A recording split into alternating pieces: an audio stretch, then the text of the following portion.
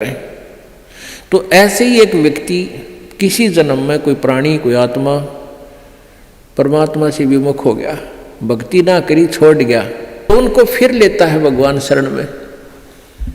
एक किसान के घर जन्म हो गया उस पुण्यात्मा का। अब कहते हैं जो जन मेरी शरण में एक बार आ गया, परमात्मा कहते हैं हमारी शरण में एक बार कोई प्राणी आ गया तो फिर उसको जब तक वो पार नहीं हो लेगा उसके पीछा हम छोड़ना को नहीं। जो जन हमारी शरण है ताका हूं मैं दास, और गेल गेल ला गया फिर जब लग धरती आकाश। तो उसी विधान से परमात्मा उस किसान के पास गए और किसान से कहा कि भाई, किसान पहले बैठे, राम रमी हुई, क्योंकि पिछले संस्कारी जो भक्त होते हैं वो कहीं भी जन्म ले लो उनमें वो भाव श्रद्धा बनी रहती है। आओ महाराज जी बैठो जी, बड़ी आसन दे दिया, आप नीचे बैठ गया भगत की तरह। तो महाराज जी तो फिर महाराज जी होते हैं, हमने भक्ति का ज्ञान सुनाते, परमात्मा की चर्चा शुरू कर दी।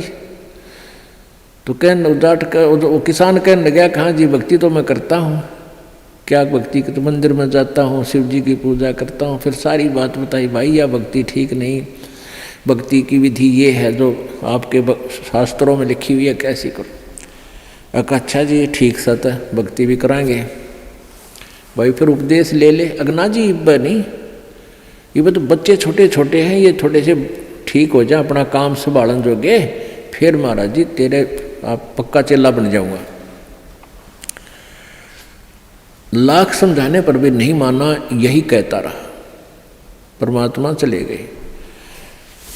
कुछ दिनों के बाद फिर गए, देखा क्या किसान के दो लड़के थे, उन लड़कों के भी बच्चे हो रहे, उन खिलाने लग रहा खूब प्यार से, सीने से लटा रखे पोते। परमात्मा फिर गए, किसान भाई भगत जी देवता तेरे बच्चे भी समझदार हो गए हैं और खेत का काम संभाल लिया, तू आजा भक्ति कर ले, नाम ले ले। ने बोला महाराज जी देख छोटे छोटे पोते हैं, बच्चे खेत में जहाँ हैं काम कर रहे हैं, और मैं इनको बाद में संभाल रहा हूँ, अब मुझे फुर्सत नहीं है, थोड़े ही बच्चे पोते बड़े हो जाए थोड़े से, फिर मैं भक्ति करूँगा। बहुत कहने पर भी नहीं बोला ना बाबा जी दुखी ना करे मैंने, क्यों पोते घने प्यारे लग गया करे। यह काल का एक भयंकर जाल आगे और बढ़ा देता है उसके ऊपर। अब बेटे तो उल्टे बोल रहे, कोई धमका दे कोई खुरका दे, और वो पोते बोल रहा करे प्यारे प्यारे, तो वो घने प्रिय लगते हैं।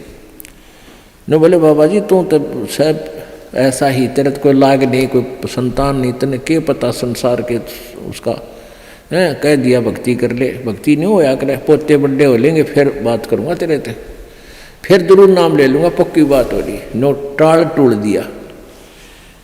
अब 4 साल के बाद फिर आए परमात्मा संत जी रूप में। तो घर आके पूछा कि भाई तुम्हारा वो कहाँ गए तुम्हारे पिताजी दादाजी। वो पता चला कि वो तो मर गए, 4 साल हो गए, मृत्यु होगी। मालिक को तो पता था, क्या था कि खेत में उन्हें का बैल बन गया, आके बैल बन गया, बैल की जूनी प्राप्त की, और खेतों में उसका बेटा उसको हल में जोत रहा। अब परमेश्वर वहां पहुंचे, वो लड़का भी जाने था, महात्मा कई बार करते, रोक दिया, कहा महाराज जी कैसे आना हुआ कि भाई डट जा तेरे बाबू, तो 2 बात बतलाऊंगा।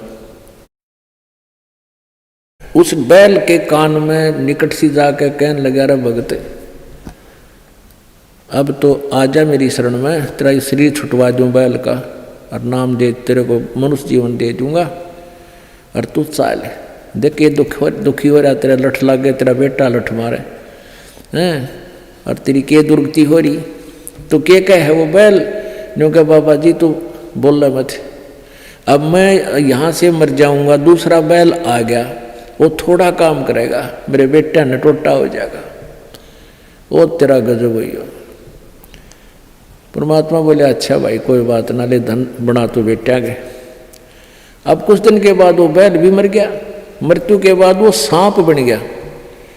अब सांप को एक याद होता है उसने कहीं धन गाड़ रखा हो, पहले जमीन में दबाया करते चोरों के डर से, धन जेवर दाब दिए, पैसे चांदी के हुआ करते सिक्के, वो लुको दिए, छुपा दिए।